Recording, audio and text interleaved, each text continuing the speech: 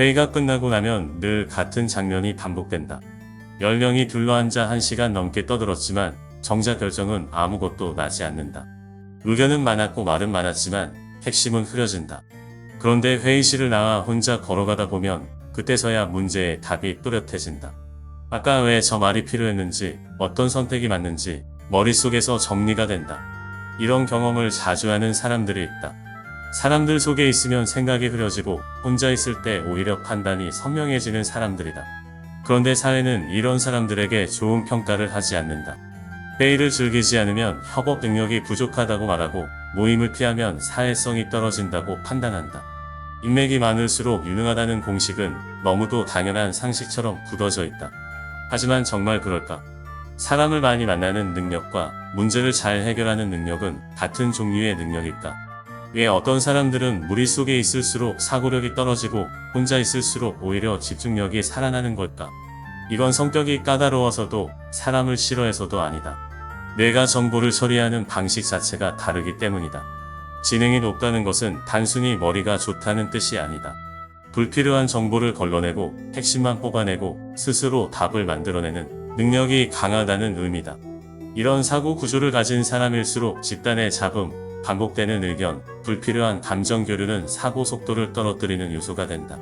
그래서 그들은 자연스럽게 무리보다 혼자 사고하는 환경을 선호하게 된다.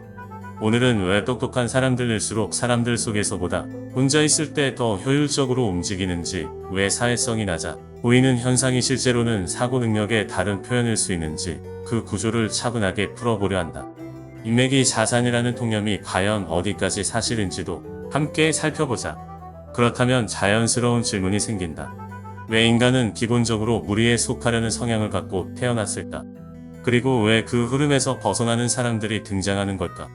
이 답은 인간이 처음 살아남아야 했던 환경, 즉 진화 구조 속에 들어있다.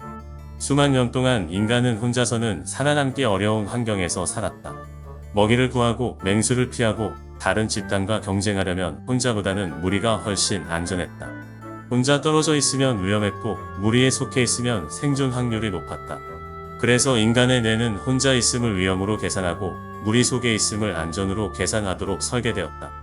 이 구조는 지금도 그대로 작동한다. 사람들 속에 있으면 이유 없이 마음이 편해지고 혼자 오래 있으면 괜히 불안해지는 이유가 여기에 있다. 단체 채팅방에서 대화가 끊기면 괜히 소외된 느낌이 들고 모임에서 빠지면 뒤처진 것 같은 기분이 드는 것도 같은 메커니즘이다. 뇌는 여전히 무리를 안전지대로 인식한다. 문제는 현대 사회에서는 이 계산 방식이 항상 맞지 않는다는 점이다. 예전에는 무리에 속하지 않으면 생존이 어려웠지만 지금은 혼자서도 충분히 생활을 유지할 수 있다. 정보는 개인 단위로 확보할 수 있고 기술과 시스템은 개인의 독립성을 크게 높였다. 그런데도 우리의 뇌는 여전히 집단 중심으로 움직이도록 자동 설정되어 있다. 여기서 지능의 역할이 나타난다.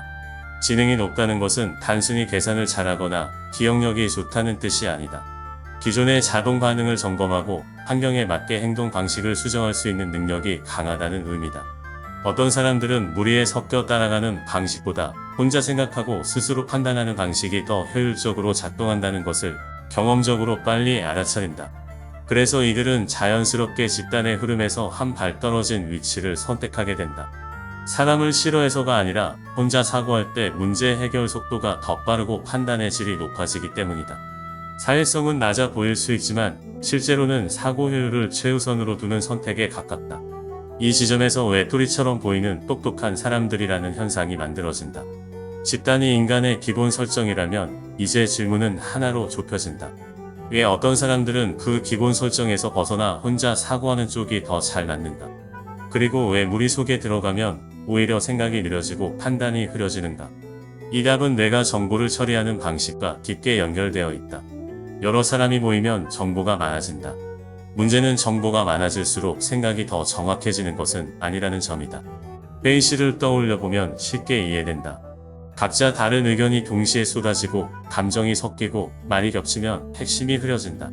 결정은 늦어지고 결국 가장 무난한 선택으로 흘러가기 쉽다. 이건 개인의 능력 문제가 아니라 집단 환경 자체가 사고를 분산시키기 때문이다. 똑똑한 사람들의 사고 방식은 보통 깊고 길게 이어진다. 하나의 문제를 붙잡고 여러 경우의 수를 동시에 검토하고 불필요한 변수를 제거하면서 답을 좁혀간다. 이 과정에는 일정한 집중 시간과 조용한 사고 공간이 필요하다. 그런데 집단 속에서는 이 흐름이 계속 끊긴다. 질문이 튀어나오고 다른 의견이 들어오고 감정 반응이 개입되면서 사고의 맥이 자주 끊어진다. 그래서 이런 사고 구조를 가진 사람들은 사람 속에 오래 있으면 유독 피곤해진다. 몸이 피곤한 것이 아니라 생각을 계속 끊어 쓰는 데서 오는 소모가 크기 때문이다. 반대로 혼자 있을 때는 사고 리듬이 유지되고 문제를 끝까지 밀어붙일 수 있다. 답이 혼자 걸을 때, 샤워할 때, 조용한 밤에 떠오르는 이유도 여기에 있다. 이런 특성은 종종 사회성이 부족한 것처럼 오해받는다. 하지만 실제로는 사람을 싫어해서가 아니라 사고 효율이 높은 환경을 선택하는 성향에 가깝다. 모든 사람이 집단 사고에 잘 맞도록 설계된 것은 아니다. 어떤 뇌는 여러 사람과 동시에 생각을 섞을 때 성능이 올라가고 어떤 뇌는 외부 자극이 줄어들수록 성능이 올라간다. 지능이 높을수록 이 차이를 스스로 빨리 인식한다. 그래서 무리의 속도에 자신을 맞추기보다 혼자 판단하고 결정하는 방식을 선택하게 된다. 겉으로 보면 외톨이처럼 보일 수 있지만 실제로는 사고의 질을 유지하기 위한 전략에 가깝다. 이제 흐름을 한번 정리해보자.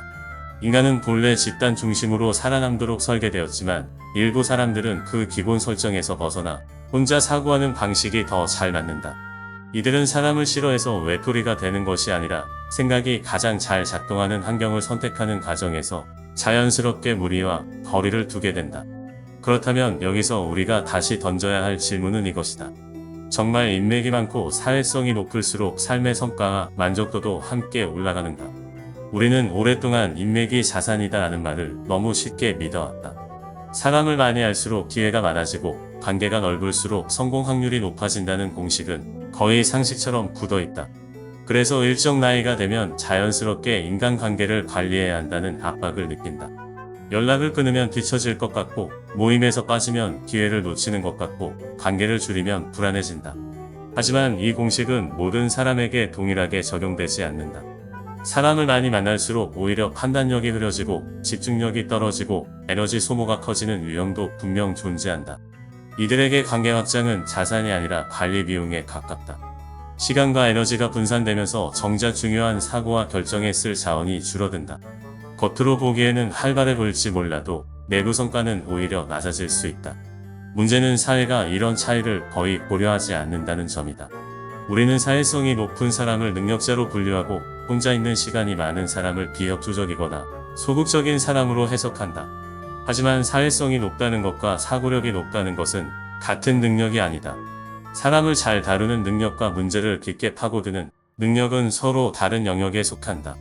어떤 사람은 관계 네트워크를 넓히는 데 강점이 있고 어떤 사람은 혼자 구조를 만들고 해결책을 설계하는 데 강점이 있다. 지능이 높은 사람들이 무리보다 혼자를 선택하는 이유는 바로 여기에서 나온다. 그들은 다수의 의견을 조율하는 데 에너지를 쓰기보다 혼자 문제를 끝까지 밀어붙이는 방식이 더 효율적이라는 것을 경험적으로 안다. 그래서 자연스럽게 관계의 양보다 사고의 질을 우선하게 된다. 외톨이처럼 보일 수 있지만 실제로는 집중 환경을 스스로 관리하는 선택에 가깝다.